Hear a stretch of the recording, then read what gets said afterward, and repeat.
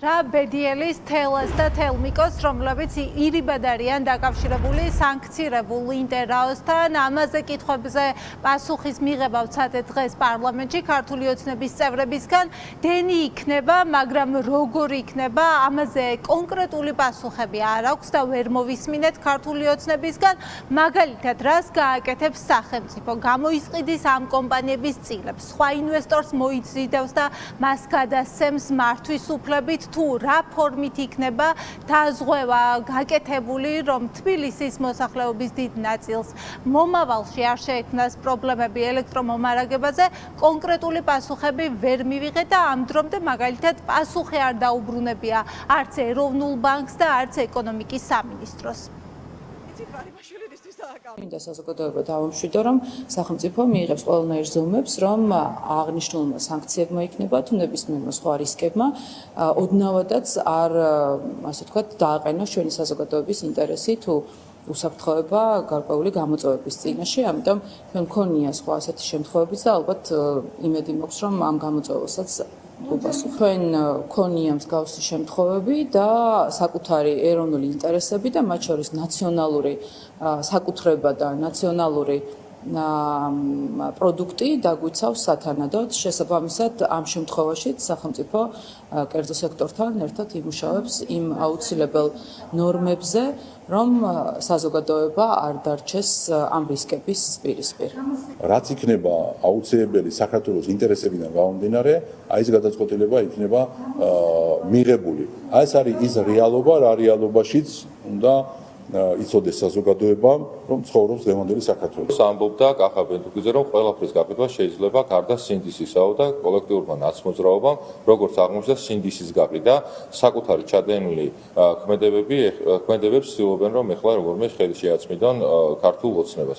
და საუბრობენ, რომ 14 წლის განმავლობაში რატო ვერ შეწყვეტეთ ის ხელშეკრულება, რომელიც ჩვენ თვითონ დავდეთო, აი ამ მარაზმში არიან ეს ადამიანები გადაცვლილები. თავარი არის, რომ რაც არ უნდა მოხდეს, საქართველოს სახელმწიფო არის გარანტი, რომ საქართველოს მოქალაქეებს არ შეექმნებათ არავითარი სოციალური პრობლემა. რაც შეეხება დანარჩენ საკითხებს, ეს არის სახელშეკრულებრივი ურთიერთობა. ამ სახელშეკრულებრივი ურთიერთობიდან გამომდინარე, ხშირ შემთხვევაში ისეთ დადებული ხელშეკრულებებია, რომ მათი დარღვევა ვადაზე ადრე გამოიწვევს ისე და ისე საქართველოს ინტერესების დაზიანებას, ამიტომ სახელმწიფოს უწევს ბალანსის დაჭერა საქართველოს ქვეყნის ინტერესებს და მეორე მხრივ სახელშეკრულებო ვალდებულებებს შორის. მოსალოდნელ საფრთხეებზე ოპოზიცია სრულ პასუხისმგებლობას ქართულ ოცნებას და კობახიძის გუნდს აკისრებენ, სადაც თვლიან, რომ ამდენი წლის განმავლობაში ივანიშვილის გუნდმა ვერ შეძლო რუსეთზე ენერგოდამოკიდებულების შემცირება.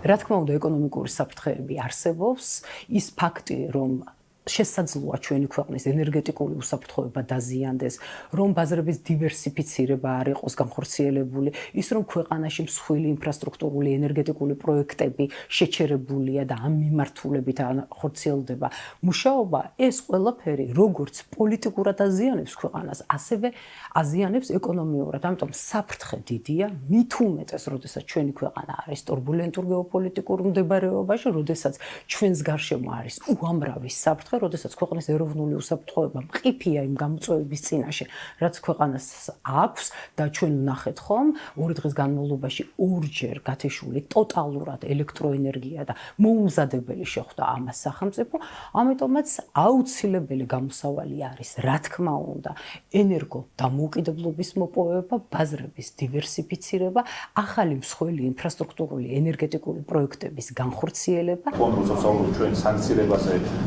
რუსეთის 21-ის ევროკავშირის სანქციების პაკეტზე, ჩვენ ვნახეთ, რომ უშუალოდ მოხდა ყურების სპორტის სამწუხაროდ და ზოგადად ძალიან ცუდია ამ ქვეყნისთვის, რომ ესე გადაჯაჭვული არის ფაქტობრივად ეკონომიკური თვალსაზრისითაც, მათ შორის საქართველოს და რუსეთის გზები, ივანიშვილის რეჟიმის დამსახურებით და ეს სანქციების მთლიანი, რა თქმა უნდა, გაგრძელება სანქციების სხვადასხვა პაკეტები შეიძლება იმუქრებოდეს კიდევ უფრო მეტად საქართველოს ეკონომიკას და ქართულ სახელმწიფოსაც.